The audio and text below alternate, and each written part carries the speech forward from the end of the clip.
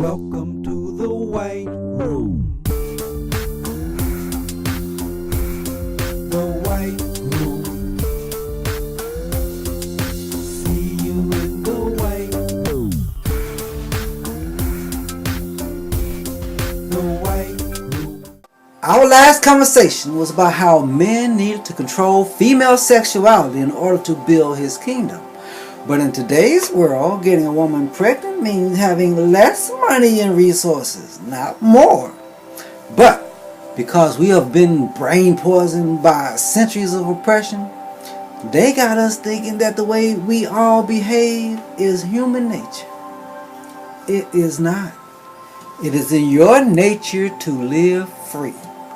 In this modern day world, feminine sexual freedom has been stifled by things like slut shaming and women policing themselves with belief of how a woman should behave.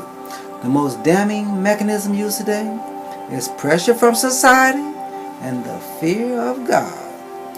You've been brain poisoned to believing that God is watching you and He's going to be disappointed with any sexual experience if you're not having it with your husband. Sure, most women ignore it, but that old ideology still haunts you to a certain degree.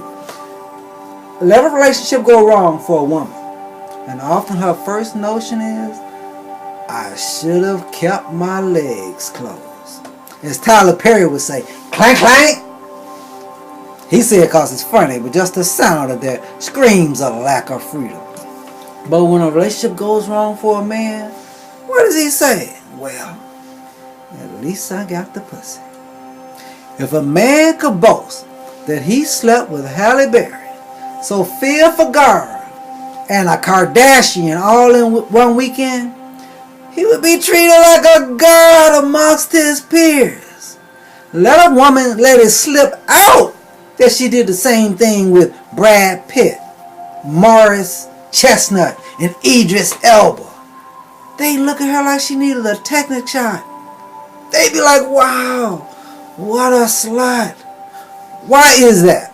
Why do men get praise for their sexual prowess and women are made to feel ashamed?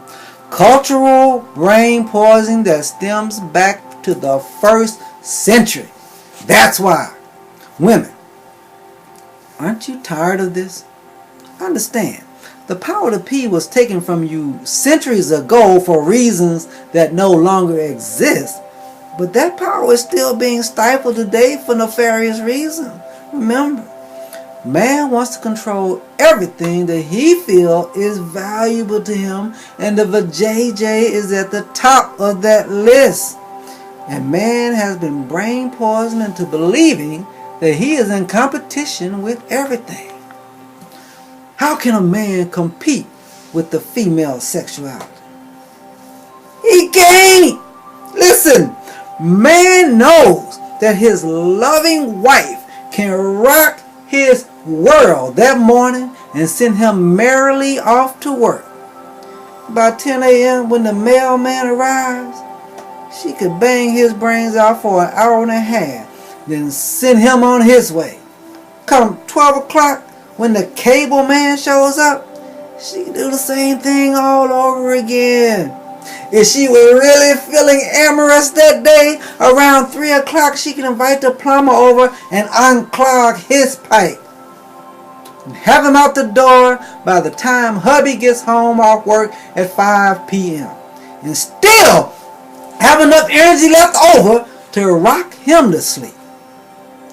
Because female sexuality has such a high ceiling, man must not teach, but must train women to control her pleasure button, or there will be consequences and repercussions.